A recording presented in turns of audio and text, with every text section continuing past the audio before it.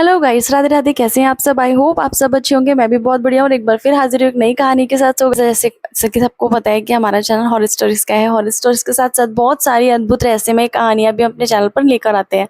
So guys, आज की कहानी एक हॉरर स्टोरी है। जैसे कि हॉरर स्टोरी की अगर बात करें तो आप सबको भी हॉरर स्टोरी पसंद आती है, तभी आपने इस वीडियो को क्लिक किया है।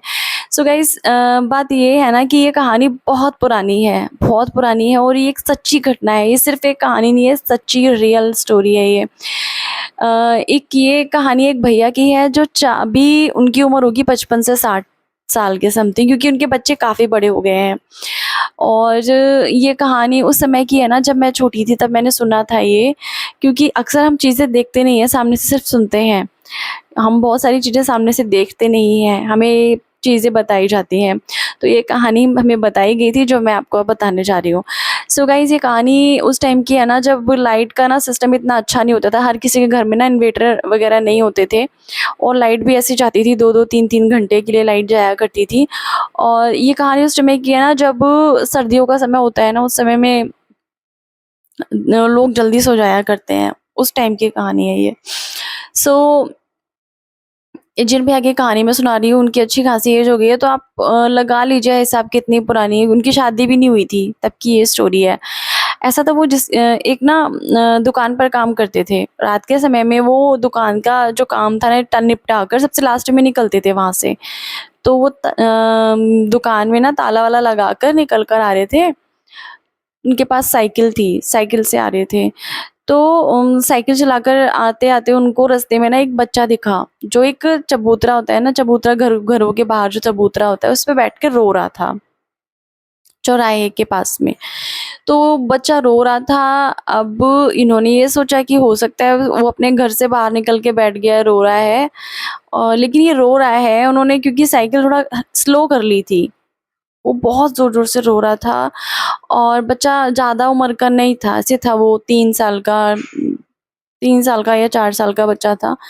तो कोई निकल के नहीं आ रहा था। फिर उन्होंने क्या किया ना, चलो मैं पूछता हूँ कि बच्चा क्यों रो रहा है? उन्होंने साइकिल रोकी, उस बच्चे से पूछा कि बेटा क्या हुआ बताओ, क्यों रो रहे हो? तुम्हारा घर कौन-सा है? तो वो सारी लाने लगा कि नहीं मेरा घर नहीं है, ऐसे रोने लगा। फिर उन्होंने सोचा क्या पता कि मतलब उसको पता नहीं हो, इतना बड़ा नहीं है, बता नहीं पा रहा हो। तो उन्होंने कहा चलो फिर उनको कोई दिखाई भी नहीं दिया, क्योंकि मैंने बोला ना सर्दियों का टाइम था। सर्दियों के टाइम में ना लोग जल्दी सो जाते हैं, तो उन्होंने सोचा हो सकता है घर से निकल के भटक गया होगा। नहीं पता चलता है बच्चों को कहाँ है कहाँ नहीं। फिर उन्होंने ये बोला कि चल अब क्या होता है ना कि छोटे बच्चों को देखकर ना दया आ जाती है कि यार इतना छोटा-सा बच्चा है, रो रहा है।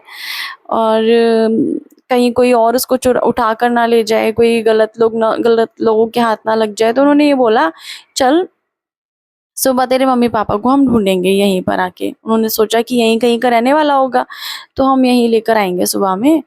फिर अगर ये बात थी ना कि उन्होंने ये सोचा कि अगर यहाँ का बच्चा होता तो उसके पेरेंट्स कोई तो दिखता, पर कोई नहीं दिख रहा था ना वहाँ पर। तो उसको लेकर चल दिए वो। थोड़ी दूर पहुँचे थे ना, उनको साइकिल ना भारी लगने लगी। इतनी भारी कि खिंच नहीं रही थी। उन्होंने कहा कि बच्चा तो बहुत हल्का है, मैंने उठा के बिठाला उसको और जब चला रहा था साइकिल तब भी इतनी भारी नहीं थी। अब इतनी भारी साइकिल एकदम से कैसे हो गई? फिर जब साइकिल बिल्कुल खींचना बंद हो गई ना, तो उन्होंने क्या किया ना, साइकिल को रोक के ना उन्होंने पीछे मुड़ने की कोशिश की। उन्होंने पीछे मुड़ने की कोशिश की, उन्होंने देखा पीछे मुड़ते-मुड़ते सबसे पहले तो हमारा जो अगर हम साइकिल पे बैठे हैं और साइकिल पे बैठते-बैठे हम पीछे को देखेंगे तो सबसे पहले हमारी जो आँखें होंगी ना वो सबसे पहले नीचे की ओर जाएँगी, यानी कि पैर और हाथ की तरफ जाएँगी, मुँह के पास तो बहुत देर में जाएँगी। तो उन्होंने देखा उस बच्चे के पैर ज़मीन पे लटक रहे थे और वो भी खिचड़ रहे थे, मतलब ज़मीन पे ऐसे हो गए थे जैसे निर्जीव चीज़ नहीं होती जिसमें कि कोई जान ही नहीं है, ऐसे हो गए थे हाथ-पैर। और इतने गंदे, मतलब गंदे क्या, अंधेरे में तो वैसे कुछ दिखाई देता ही नहीं है, हल्की-हल्की रोशनी सी। तो उनको ये इतना दिखा कि उन्होंने बोला कि मुझे सिर्फ़ इतना दिखा कि उस बच्चे के हाथ और पैर बहुत लंबे से हो गए थे। और वो क्या चीज़ थी, क्या नहीं, मैं उसका चेहरा नहीं देख पाया, मैं पूरे तरीके से देख ही नहीं पाया, मैं भाग खड़ा हुआ। वो भाग खड़े हुए और भागते-भागते साइकिल वाइकिल वहीं छोड़ दी थी और भागते-भागते वो अपने घर तक पहुँचे और पहुँच दरवाज़ा तक नहीं खटखटाया जा रहा था उन्होंने, क्योंकि उनके घर वाले वेट करते थे।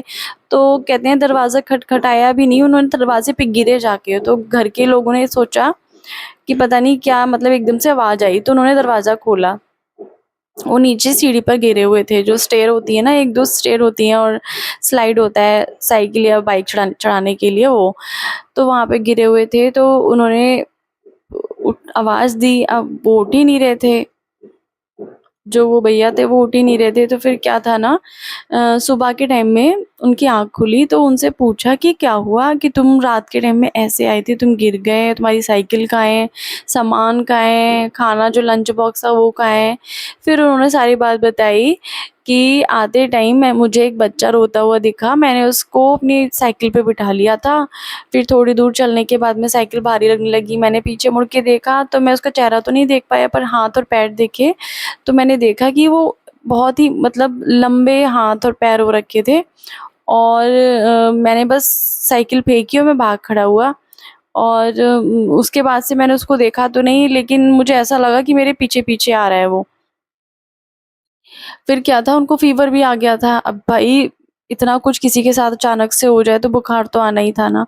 बुखार आ गया, फिर दूसरे दिन को ना उनको जो झाड़-फूँक करने वाले बाबा जी होते हैं ना, उनके पास लेके गए तो उन्होंने बताया कि इसको एक छलावा मिला था। वो छलावा अगर ये उसका चेहरा देखता तो वो उसकी गर्दन पकड़ लेता। अगर ये उसका चेहरा देखता तो वो इसकी गर्दन पकड़ लेता और ये घर तक नहीं आता, ये मर जाता। इसने खाली उसके हाथ और पैर ही देखे थे, बस यही उसने, इसी चीज़ से ये बच गया। अगर ये उसका चेहरा देखता तो नहीं बच पाता। तो उन्होंने क्या किया, कहते हैं 21 दिन तक उनके घर में जो भी काम होता है, रिचुअल होते हैं, ये सब चीज़ों से बचने के लिए उन्होंने किए और धागा-वागा बाँधा। लेकिन हाँ, उसके बाद से ना भैया ने बहुत मतलब रात में आना-जाना बंद कर दिया था। अब तो लाइट वग़ैरह हो गई है इतना अच्छा, अब तो स्ट्रीट लाइट इतनी अच्छी हो गई है और लाइट आती रहती है इतना कम, मतलब बहुत कम लाइट जाती है अब तो इतना कोई परेशानी नहीं है। लेकिन उस समय बहुत ज़्यादा दिक्कत हुआ करती थी लाइट को लेकर। भाई ऐसी तो बहुत सारी कहानियाँ हैं ना, मैं क्या-क्या बताऊँ, इतनी सारी स्टोरीज़ मैंने सुनी हैं।